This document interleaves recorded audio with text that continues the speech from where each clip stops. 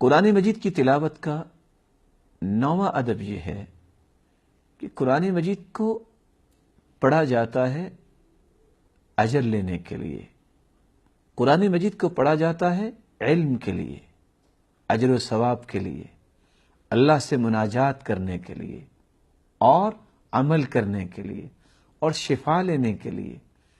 اس کو نیک یا بد فعل لینے کے لیے استعمال نہیں کرنا چاہیے، اور یہ اس کے احترام اور تقدس اور عظمت اور جلالت کے منافی ہے کہ اس کو انسان فعل لینے کا ذریعہ بنا لے۔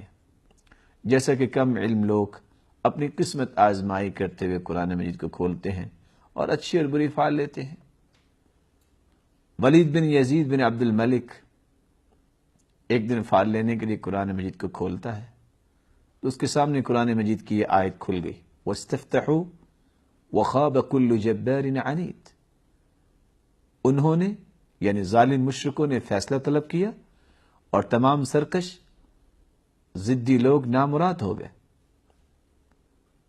تو اس شخص کو غصہ آیا، اس نے قرآن مجید کو پھاڑتے ہوئے کہا، أَتُوعِدُ كُلَّ جَبَّارٍ عَنِيدٍ فَهَا أَنَا ذَاكَ جَبَّارٌ عَنِيدٌ إِذَا مَا جِئْتَ رَبَّكَ يَوْمَ حَشْرٍ فَقُلْ يَا رَبِّ مَزَّقَنِ الْوَلِيدُ۔ کیا تم ہر جابر اور سرکش کو ڈراتے ہو تو پھر میں بھی جابر اور سرکش ہوں۔ جب تم قیامت کے دن اپنے رب کے سامنے جاؤ گے تو کہنا مجھے ولید نے چیر دیا تھا۔ اللہ رب العزت کے کلام کے ساتھ اس طرح کا انداز، یہ اللہ رب العزت کو کیسے پسند آئے گا؟ چند ہی ایام کے بعد عبرت ناک طریقے سے وہ قتل کیا گیا، اس کے سر کو پہلے اس کے محل پہ لٹکایا گیا، پھر شہر کی دیواروں پر گھسیٹا گیا۔ اس لیے شیخ صالح بن محمد العثیمین،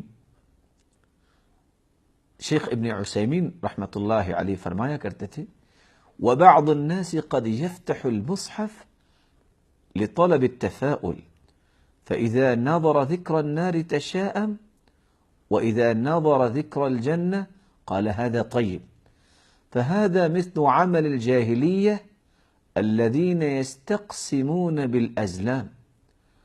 بعض لوگ جو قرآن مجید کو فعال شگون طلب کرنے کے لیے کھولتے ہیں، جب وہ جہنم والی آیات دیکھتے ہیں تو بدشگونی پکڑتے ہیں، اور جب جنت والی آیات دیکھتے ہیں تو کہتے ہیں یہ اچھی فعل ہے۔ سو یہ زمانہ جاہلیت کے تیروں سے فعل پکڑنے کی طرح ہی ہے۔ اس سے قرآن مجید کو جس مقصد کے لیے اللہ تعالیٰ نے اتارا ہے، وہ مقصد تو یہ ہے کہ اس کو پڑھا جائے اور دل کا زنگ دور ہو، نہ کہ انسان قرآن مجید کو کھولے۔ اگر اللہ نے بیٹا یا بیٹی دے دی ہے، یہ دونوں ہی اللہ کی نعمتیں ہیں، تو انسان کھولے کہ جس حرف پہ میری نظر پڑے گی اس کا نام رکھ دوں گا، یہ تو نام رکھنے کا کوئی انداز نہیں۔ احب الاسماء الی اللہ عبد اللہ و عبد الرحمن، سب سے پیارے نام عبداللہ اور عبد الرحمن ہیں۔ انبیاء کا نام اختیار کیا جائے، صحابہ کرام کے نام رکھے جائیں، اس انداز سے نام رکھنے کی یہ کیفیت سلف صالحین اور صحابہ کرام کے اندر تو نہیں تھی۔ اللہ رب العزت ہمیں اس پہلو کو سمجھنے کی توفیق عطا فرمائے۔